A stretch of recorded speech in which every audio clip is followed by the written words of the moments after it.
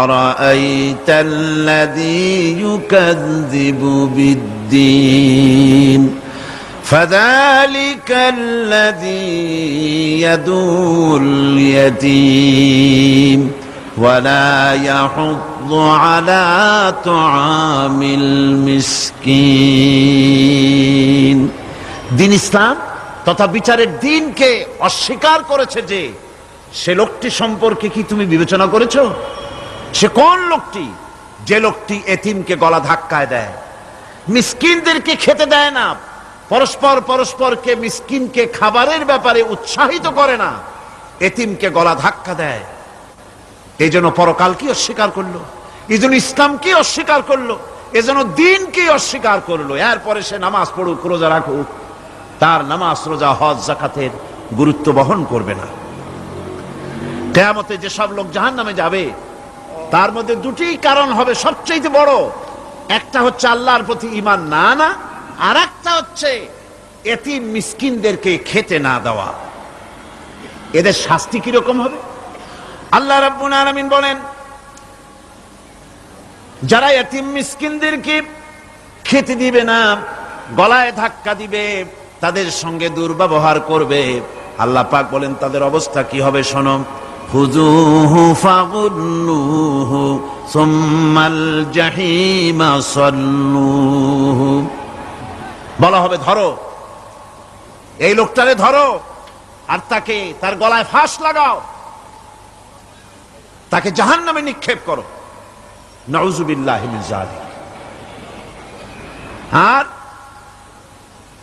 এরপরে তাকে 70 হাত 70 গজ শিকল দিয়ে তাকে বেঁধে ফেলো, তাকে জাহান্নামে নিক্ষেপ করো। কারণটা কি? কারণ হলো ইন্নাহু কানা লা ইউমিনু বিল্লাহিল আযীম ওয়া লা ইয়াহুদ্দু আলা তুআমিল মিসকিন। গলায় ফাঁস লাগায়া 70 হাত শিকল দিয়া বাঁধা জাহান্নামে নিক্ষেপ করো, কারণ সে আল্লাহর উপর ঈমান আনে নাই, আর এতিমদেরকে, মিসকিনদেরকে খাবারের ব্যাপারে পরস্পরকে উৎসাহিত করে নাই, নিজেও খাওয়ায় নাই, আরো একজনকে উৎসাহিতও করে নাই। কিয়ামতে জাহান্নামে যারা যাবে, জাহান্নামে যাওয়ার যতগুলি কারণ থাকবে তার মধ্যে দুটি কারণ বড়। বলেন কয়টা কারণ বড়? আল্লাহ পাক বলতেছেন জাহান্নামীদেরকে প্রশ্ন করা হবে, ইয়াতাসাআলুনা আনিল মুজরিমিন মা সালাকাকুম ফি সাকার। জাহান্নামীদেরকে প্রশ্ন করা হবে, জাহান্নামে আসছো কেন, কি অপরাধ করে আসছো? ক্বালু লাম নাকু মিনাল মুসাল্লিন ওয়া লাম নাকু নুতঈমুল মিসকিন। তারা বলবে যে আমরা নামাজ পড়তাম না আর মিসকিনদেরকে খেতে দিতাম না। কত বড় মারাত্মক অপরাধ লক্ষ্য করুন। নামাজ না পড়া আর মিসকিনদের খেতে না দেওয়া। জাহান্নামে যাওয়ার যত কারণ তার মধ্যে শ্রেষ্ঠ দুটি কারণ হচ্ছে এই, যারা নামাজ পড়বে না, এতিম মিসকিনদেরকে খেতে দিবে না, এবং পরস্পরকে এতিম মিসকিনকে খেতে দেওয়ার ব্যাপারে উৎসাহিত করবে না, কিয়ামতে তারা জাহান্নামে যাবে। কোথায় যাবে? খোদ রাসূল কারীম সাল্লাল্লাহু আলাইহি ওয়াসাল্লামকে লক্ষ্য করে আল্লাহ রাব্বুল আলামিন বলেন, নবীজি আপনি এতিমদের সঙ্গে সদ্ব্যবহার করবেন, এতিমদের ব্যাপারে আপনি দায়িত্ব পালন করবেন। কারণ হলো আপনিও তো এক সময় এতিম ছিলেন, এতিমের ব্যাপারে দায়িত্ব পালন করবেন।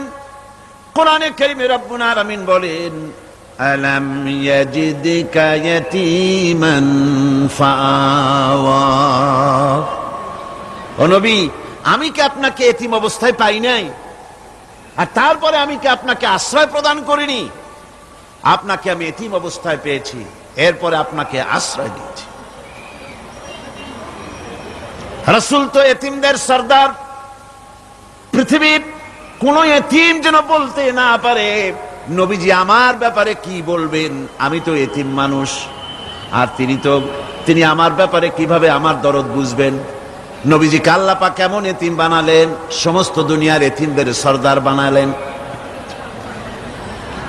মায়ের পেটে যখন তিনি ছিলেন 6 মাসের সময় মায়ের পেটে থাকাকালীন বাপের এতিম হয়ে গেলেন। যখন প্রসব বেদনা শুরু হয়েছে মায়ের, দুনিয়ায় যখন তিনি আসবেন, হযরতে আমেনা ঘরের ভিতরে বসে তার অবস্থাটা কি? এই সন্তান পৃথিবীতে আসতে পারে, যিনি সবচাইতে বেশি খুশি হবেন তিনি তো আজ দুনিয়ায় নাই। মনের ভিতরে কত কষ্ট। আল্লাহ রাব্বুল আলামিন তার হাবিবকে দুনিয়া আনলেন। রাসূলের দাদা ঘরের সামনে তাঁবুর সামনে দাঁড়ায়া তায়েফ থেকে আগত সাদিয়া গোত্রের লোকদেরকে বলতেছেন, এই ঘরের ভিতরে একটা এতিম বাচ্চা আছে, বেশি টাকা কড়ি দেওয়া যাবে না, যদি দয়া হয় নিয়ে যাও। গরিব মানুষ, এতিম মানুষ দেখে শুনে কেউ আর নিতে চায় না। সবশেষে এলেন ভাগ্যবতী মেয়ে, ভাগ্যবতী মহিলা হযরতে হালিমাতুস সাদিয়া। তিনি এসেছেন, কোনো ছেলে পেলে পায় নাই, সকলের শেষে তিনি এসেছেন। আব্দুল মুত্তালিব বলছেন, এই ঘরের মধ্যে একটা এতিম বাচ্চা আছে, দয়া হলে নিয়ে যেতে পারো। তিনি স্বামীর সঙ্গে পরামর্শ করলেন, এরপরে বললেন, যদি দেখতে অন্তত ভালো হয়, মন যদি ভালো লাগে নিয়ে যাব, একেবারে খালি হাতে ফিরে যাওয়ার চাইতে তো ভালো। হযরতে হালিমা বলেন, আমি ঘরের মধ্যে প্রবেশ করলাম, মা আমেনার কোল থেকে শিশু মুহাম্মদ সাল্লাল্লাহু আলাইহি সাল্লামকে যখন আমি কোলে নিলাম, আমি হুজুরের চেহারার দিকে নজর করে দেখলাম, আমার কাছে মনে হলো যেন পূর্ণিমার চাঁদটা আমার কোলে ধরা দিয়েছে। রাসূল কি শিশু মুহাম্মদ সাল্লাল্লাহু আলাইহি সাল্লাম কি যখন নিয়ে বাড়ির দিকে রওনা হলাম, যে গাধা আমার সকলের পেছনে এসেছে, সেই গাধা এখন সকলের আগে ছুটে চলে যায়। এরপরে বাড়ি যখন নিয়ে গেলাম, কুয়ায় পানি বাড়লো, গাছে ফসল বাড়লো, খেজুর গাছে খেজুর বাড়তে লাগলো, জমিনে ফলন বেড়ে গেল। রাসূলের দুধ বোন সাইমা রাসূলকে নিয়ে মুহাম্মদ সাল্লাল্লাহু আলাইহি সাল্লাম তাকে দোলনা নিয়ে দোল দিতেছে। কি আশ্চর্য অবস্থা! সাইমা তাকে দোল দিচ্ছে আর বলতেছে, বেঁচে থাকুক মুহাম্মদ সাল্লাল্লাহু আলাইহি ওয়াসাল্লাম, সে দীর্ঘজীবী হোক। কবি লিখতেছেন, কি আশ্চর্য কথা! বেদুইন বালিকা কারে নিয়ে দোল দেয় সে কি তা জানে? বিশ্বনবী মুহাম্মদ রাসূলুল্লাহ সাল্লাল্লাহু আলাইহি ওয়াসাল্লাম এভাবে এতিম অবস্থায় জীবন তার শুরু হলো। যখন তিনি ফিরে এলেন 6 বছর বয়সের সময়, যখন মায়ের কাছে তিনি ফিরে এসেছেন, প্রতিদিন তিনি খেলা দেখতে যান ময়দানে। ইতিহাসের মধ্যে লেখা হয়েছে, মা প্রতিদিন সন্ধ্যার সময় তাকে ফিরে পান। আজকে সন্ধ্যা হয়ে গেছে, শিশু মুহাম্মদ সাল্লাল্লাহু আলাইহি সাল্লাম বাড়ি ফেরেন না। কারণ কি, কেন বাড়ি ফেরে না? সন্ধ্যার দিকে তিনি চলে গিয়েছেন পাহাড়িয়া ময়দানে, যে দেখেন ধুধু করতেছে, চতুর্দিকে সন্ধ্যা হয়ে গেছে, অন্ধকার হয়ে গেছে, কোনো ছেলে পেলে নাই, কেউ নাই। পাহাড়ের পাদদেশে বসে শিশু মুহাম্মদ সাল্লাল্লাহু আলাইহি সাল্লাম কাঁদতেছেন। মা প্রশ্ন করলেন, বাবারে, সন্ধ্যা উত্তীর্ণ হয়ে গেল, কেন একা একা বসে বসে কাঁদো? তিনি বলছেন, মাজি, আজ কদিন খেলা দেখতে আসলাম ময়দানে, প্রতিদিন দেখি যখন সন্ধ্যা হয়ে যায়, মুরব্বী শ্রেণীর কিছু লোক আসে, ছেলেকে নাম ধরে ডাক দেয়, ছেলেরা দৌড়ে তার বাবার কাছে চলে যায়, আর বাবা ছেলেকে কোলে নিয়ে মুখে চুমা দিয়ে বাড়ির দিকে নিয়ে যায়। আমি আজ কদিন পর্যন্ত এই ময়দানে এলাম, কোনদিন সন্ধ্যা বেলায় তো কেউ এসে আমাকে মুহাম্মদ বলে একটা ডাক দিল না। আমার আব্বা কি নাই? আল্লাহ রাব্বুল আলামিন বলেন, আলাম ইয়াজিদকা ইয়াতীমান ফাআওয়া। এরকম এতিম অবস্থায় পেয়ে আমি কি আপনাকে আশ্রয় দেই নাই? আপনাকে আমি পেয়েছি এতিম অবস্থায়, এরপরে আমি আপনারে আশ্রয় দিলাম।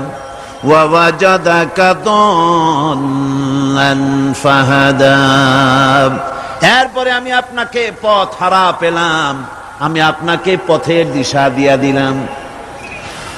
ووجدك عائلا فأغنى এরপরে আমি আপনাকে দরিদ্র অবস্থায় পেয়েছি, তারপরে আমি আপনার দারিদ্র মুক্ত করেছি আপনাকে। সুতরাং فأما اليتيم فلا تقهر وأما السائل فلا تنهر وأما بنعمة ربك فحدث সুতরাং নবী, এতিমের প্রতি নির্মম ব্যবহার করো না, এতিমের প্রতি ভালো ব্যবহার করো, নির্মমতা দেখাইও না। আর ভিক্ষুককে ধমক দিও না, রূঢ়তা দেখিও না, আর আল্লাহর নিয়ামতের প্রশংসা করো। বহুত মানুষ আছে এতিমরে গলায় ধাক্কা দেয়।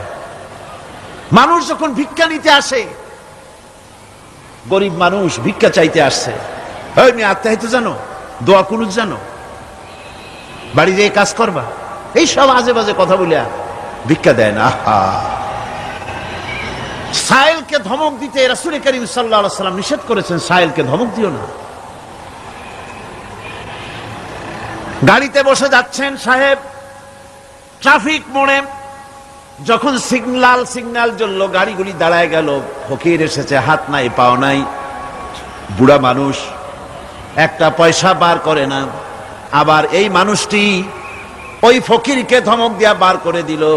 এরপরে এই লোকটি যখন কোনো মাজারের কাছে পৌঁছে গেল, 500 টাকার কড়কড়ে নোটটা ফেলে দিল। বলেন টাকা দরকার কার? মরা মানুষের না জিন্দা মানুষের? কার দরকার? যার টাকা দরকার ছিল তারে দেওয়া হলো না, যার দরকার নাই তারে দেওয়া হলো। এরপরে লোকটা না খেয়ে যখন মারা গেল, পথের ফকির, রাস্তার ফকির, না খেয়ে মারা গেছে। এরপরে তার কাফনের কাপড় নাই, লোকটাকে রাস্তার উপরে শোয়া একটা ছেঁড়া কাপড় দিয়ে ঢেকে রেখেছে। বড় লোকেরা, সাহেবরা তখন গাড়ি দাঁড় করে আর 5টা টাকা 2টা টাকা করে তার লাশের উপরে মারতেছে। এটা মানবতার এর চাইতে লাঞ্ছনা, মানবতার জন্য এর চাইতে গঞ্জনা আর কিছুই হতে পারে না। মানবতার প্রতি লাঞ্ছনা এর থেকে আর দুর্গতি কি হতে পারে? বেঁচে থাকার সময় 1টা টাকা আপনি দিলেন না, মরে যাওয়ার পর বিদায় হয়েছে বালাই, এখন দেওয়া শুরু করেছে। আমার বন্ধুগণ, এজন্য এতিমের প্রতি দরদ করার জন্য আল্লাহ পাক কোরআনের ভিতরে পরিষ্কার বলেছেন। রাসূল করিম সাল্লাল্লাহু আলাইহি ওয়াসাল্লাম নিজে এতিম ছিলেন, আর এতিমের প্রতি তার এত দরদ ছিল, একবার তিনি ঈদের দিকে নামাজ পড়ার জন্য যাচ্ছেন। প্রতিমধ্যে দেখেন একটা বাচ্চা ছেলে কাঁদতেছে। এই রাস্তায় কত মানুষ গেল, কেউ দাঁড়ালো না থমকে, বাচ্চার ক্রন্দন কাউকে থামাইতে পারলো না। কিন্তু বিশ্ব নবী, দয়ার নবী রাহমাতুল লিল আলামিন বাচ্চার কান্না দেখে পাও বাড়াতে পারলেন না। নবীজি দাঁড়ায় গেলেন, জিজ্ঞেস করেন, ও বাচ্চা, ঈদের দিনে কাঁদো কেন? ঈদের দিনে তো কাঁদতে নাই। বাচ্চা বলে, তোমার কাছে বলবো না, আমি সেই সকালবেলা থেকে বসে আছি, আমি যদি মক্কার আব্দুল্লাহর পুত্র মুহাম্মদ রাসূলুল্লাহ সাল্লাল্লাহু আলাইহি সাল্লামকে পাই, মনের দুঃখ তার কাছে বলবো। বিশ্ব নবী জমিনের উপরে বসে পড়লেন, বাচ্চারে কোলের উপরে উঠায় বলেন, বাচ্চা বলো কি তোমার দুঃখ? তুমি যার জন্য বসেছো আমি তো সেই এতিম নবী, কি বলতে চাও?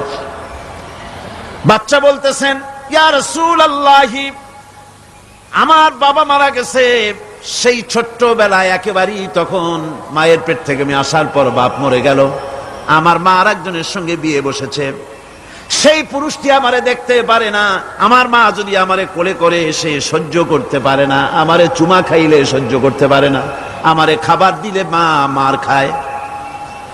আজ ঈদের দিনে রাতে আমার মা আমাকে বলল, বাবারে তোমার কপাল খারাপ, তোমার বাবা মারা গেছে, তোমাকে সাহায্য করার কেউ নাই, আমি তোমার যত্ন করতে পারলাম না, কোলে নিয়ে চুমাও দিতে পারি না, আমার এমনই কপাল খারাপ। সুতরাং এতিমের দরদ এতিম ছাড়া আর কেউ বুঝবে না। তুমি আজ চলে যাও ওই রাস্তায়, ঈদের রাস্তায় দাঁড়ায় থাকো, মাঠের রাস্তার পাশে, বিশ্ব নবীর কাছে তোমার দুঃখ বলো, এতিমের দুঃখ তিনি বুঝবেন। আমি মায়ের কথা মতো এই জায়গায় এতক্ষণ বসে আছি, হুজুর আপনি দয়া করে আমার কথা তো আপনার কাছে বললাম, আমার মনের এই দুঃখ। নবীজি বাচ্চার কথা শুনতেছিলেন, চোখ দিয়া পানি পড়তেছিল। বাচ্চাকে বুকের সঙ্গে জড়িয়ে ধরে নবীজি বলেন, ও এতিম, মুহাম্মদ সাল্লাল্লাহু আলাইহি ওয়াসাল্লাম যদি তোমার পিতা হন আর হযরতে আয়েশা যদি তোমার মা হয়ে যায়, বলো তোমার মনের দুঃখ মেটে নাকি? ছেলে ডুকরে কেঁদে উঠলো আর বলল, ইয়া রাসূলুল্লাহ, আপনি যদি আমার পিতা হন আর আয়েশা যদি আমার মা হয়ে যায়, এর থেকে বড় সৌভাগ্যের আমার তো আর কিছুই নাই। নবীজি এতিমকে বাড়ি নিয়ে গিয়ে হযরতে আয়েশার হাতে তুলে দিয়ে বললেন, আয়েশা রে, পবিত্র ঈদের দিনে আল্লাহ রাব্বুল আলামিন তোমার জন্য একটা উপহার পাঠিয়েছেন, এটা যত্ন করো।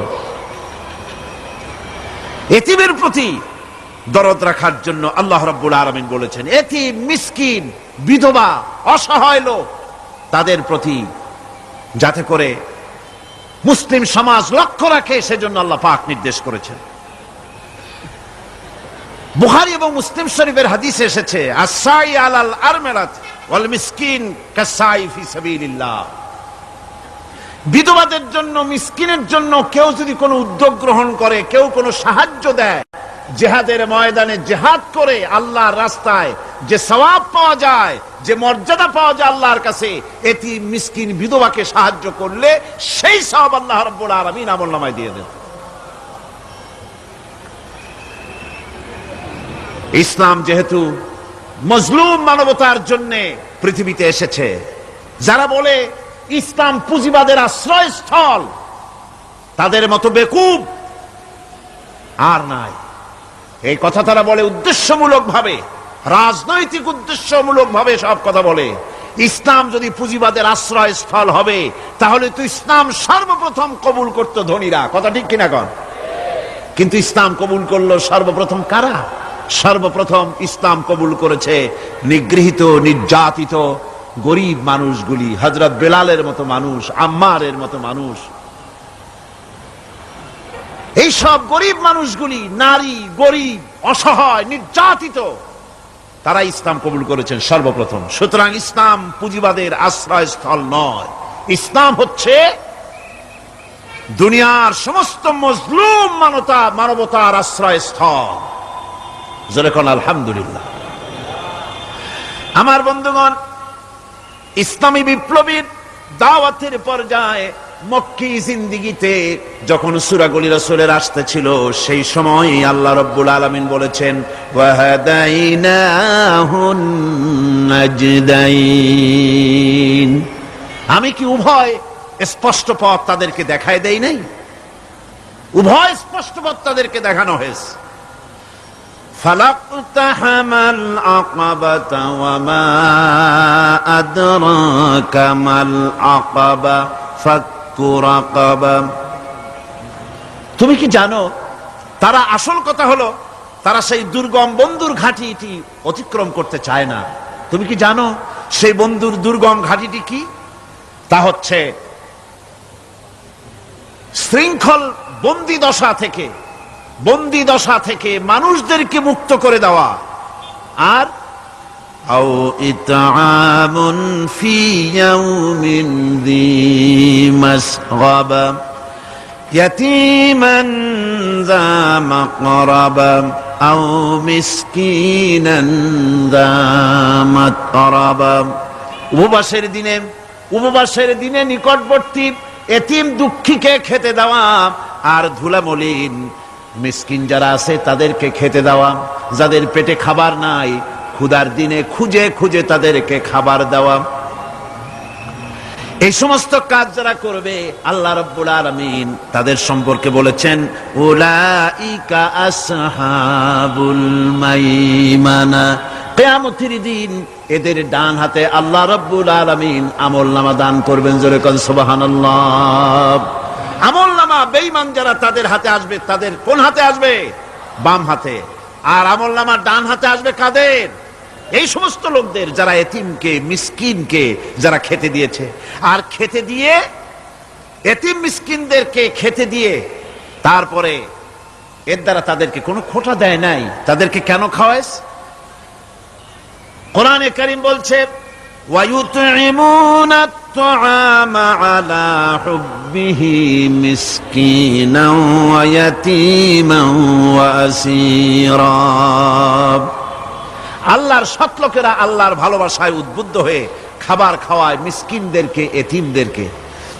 আর তারা বলে ইন্নামা নুতঈমুকুম লিওয়াজহিল্লাহি লা নুরিদু মিনকুম জাযাআন ওয়ালা শুকুরা। আমরা যে তোমাদের খাইতে দিলাম, এ খাওয়াচ্ছি শুধুমাত্র আল্লাহকে খুশি করার জন্য। কারে খুশি করার জন্য? আল্লাহরে খুশি করার জন্য। এই খাবারের ব্যাপারে তোমাদের কাছ থেকে কোনো কৃতজ্ঞতা চাই না। যেটা করি সেটা আল্লাহর জন্যই করি, আল্লাহকে খুশি করার জন্য। সুতরাং না কৃতজ্ঞতা চাই, না এর দ্বারা কোনো বিনিময় চাই। আল্লাহ রাব্বুল আলামিন এতিমের মাল সম্পদ আত্মসাৎ করার ব্যাপারে কঠোরভাবে নিষেধ ঘোষণা করেছেন। এতিমের মাল সম্পদ যেন আত্মসাৎ করো না। কোরআনে কারিমে স্পষ্ট ভাষায় বলা হয়েছে وَآتُوا الْيَتَامَى أَمْوَالَهُمْ وَلَا تَبَدَّلُوا الْخَبِيثَ بِالطَّيِّبِ। এতিমের মাল ধন সম্পত্তি যথাযথভাবে তাদের হাতে ফিরিয়ে দাও। ওয়ালা তাবাদদালুল খাবিসা বিত-তাইয়্যিব, আর তাদের ভালো মালগুলি তোমার খারাপ মাল দিয়া বদলাইয়া দিও না।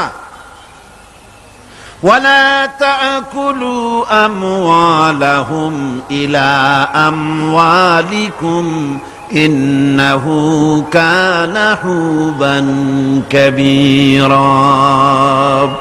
আর তাদের সম্পদ তোমাদের সম্পদের সাথে যেন মিশাইয়া হজম করে ফেলে দিও না। এটা অত্যন্ত মস্ত বড় গুনাহ। এ কাজ তোমরা করবে না। এতিমের ধন সম্পত্তি সাধারণত মামা এবং চাচাদের হাতে থাকে, ঠিক কিনা? কথা বোঝেন কিনা? এতিমের সম্পদ থাকে তাদের কাছে, মামা আর চাচাদের কাছেই বেশিরভাগ থাকে। এতিম তো ছোট্ট মানুষ, বড় হতে সময় লাগে। এই ফাঁকে তার ভালো মালগুলি নিয়ে তার বদলে নিজের পচা মাল রেখে দেয়, অথবা তার ভালো সম্পত্তিটা নিজের সম্পত্তির সাথে মিলাইয়া একাকার করে ফেলে দেয়। আল্লাহ রাব্বুল আলামিন কঠোরভাবে নিষেধ করেছেন, খবরদার এই কাজটি করবে না।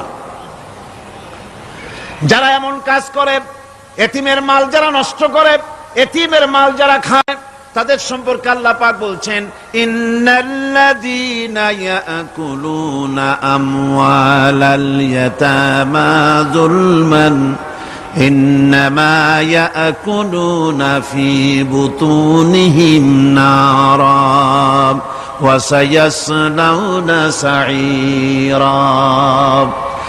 অন্যায়ভাবে এতিমের মাল যারা ভক্ষণ করে, তারা তো এতিমের মাল খায় না, বরং পেটের মধ্যে তারা আগুন ঢুকায়। পেটের মধ্যে কি ঢুকায়?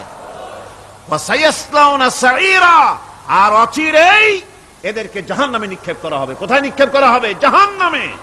যারা এতিমের মালকে ভক্ষণ করে, এতিমের মাল নষ্ট করে, এতিমের হক নষ্ট করে, তাদের জায়গা জাহান্নাম। আর এতিমের মাল যারা খায়, তারা যেন আগুন খায়। কি খায়? এতিমের ধন সম্পদ হজমকারীদের ব্যাপারে তাদের যে বিরাট হীনমন্যতা কাজ করে, এজন্য আল্লাহ পাক বলতেছেন কাল্লা বাল্লা তুকরিমুনাল ইয়াতীম। না, কখনোই নয়। আসল ব্যাপার হচ্ছে তোমরা হীনমন্যতার কারণে এতিমকে সম্মান দাও না, এতিমকে মর্যাদা দাও না।